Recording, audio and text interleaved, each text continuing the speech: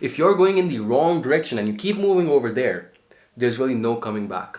Because the time you spent going over there and coming back to the starting point, you've just wasted that time. So, good morning, guys. Today I'm going to talk to you about how you can make sure that you can use the limited amount of time that you have at the things that colleges actually care about most.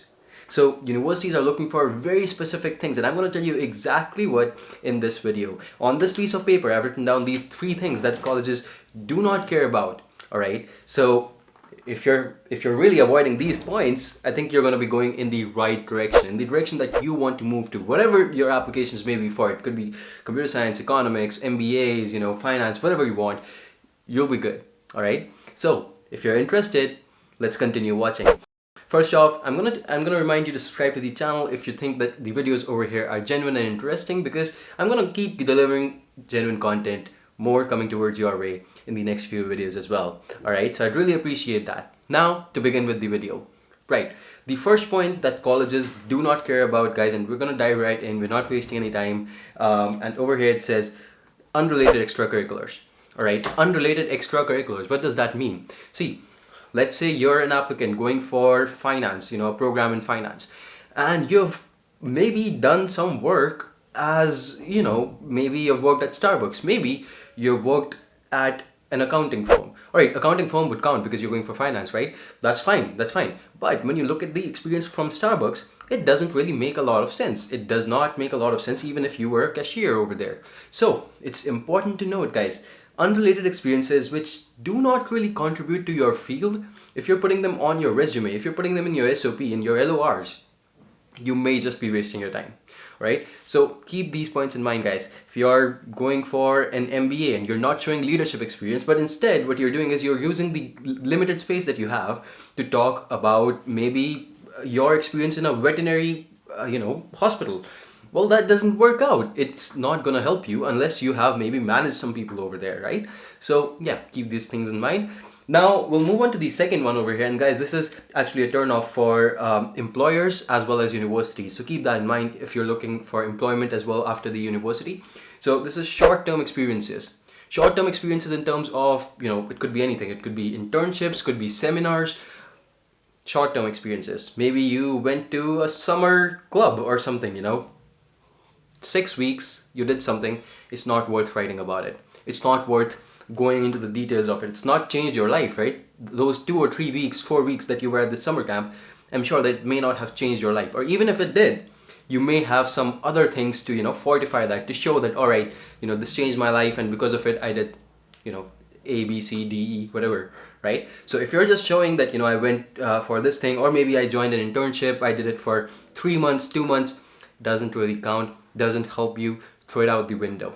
All right. Employers also do not prefer it. If you're doing multiple internships, let's say you have done 5, 6 internships, each of these for 1 or 2 months, that's a major turn off to the employer. What that tells him is that, and this happens with me as well. If someone comes to me and, shows me their resume, I just throw it out the window, because you know what? It tells me that this person cannot stick to something, that this person cannot commit to something for the long term. And this, guys, what it really shows is that this person may not have a lot of direction. And, hey, this was what, just looking at the person, because I'm meeting him for the first time. I don't really have an experience with him. I've not worked with him before. So I can't tell that. But this happens with a lot of employers, a lot of companies. It's a major turnoff. Do not do that on your resume. Do not do that in your SOPs. Do not do that anywhere. All right. If you have an experience less than 3 months, 4 months, I would say just try not to mention it.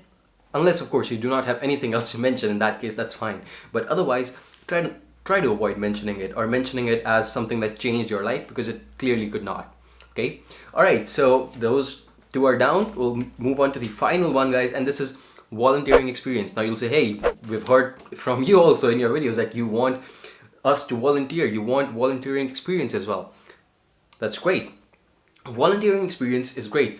But if you have just attended maybe, an event where you went and donated the clothes or something, right? Donated your old clothes to people who cannot afford them. Or you went out and handed over food during times of COVID-19. Maybe, 1 week you did that. Colleges, Universities, they're not gonna care about it so much. I'll tell you why. Even though what you did is extremely essential and it would mean the world to the person who you're doing it for. But colleges are looking for long-term involvement. They're looking for commitment.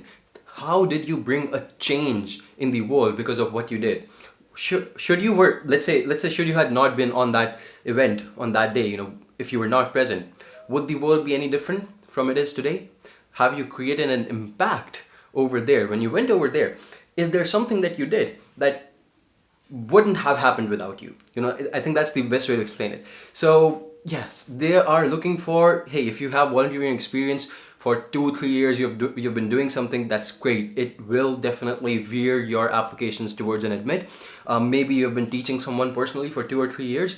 Maybe you have been leading your own volunteering company or firm or something like that, where you have actually put in an effort. Maybe you started a society for volunteering in your college, in your bachelor's, in your school, whatever.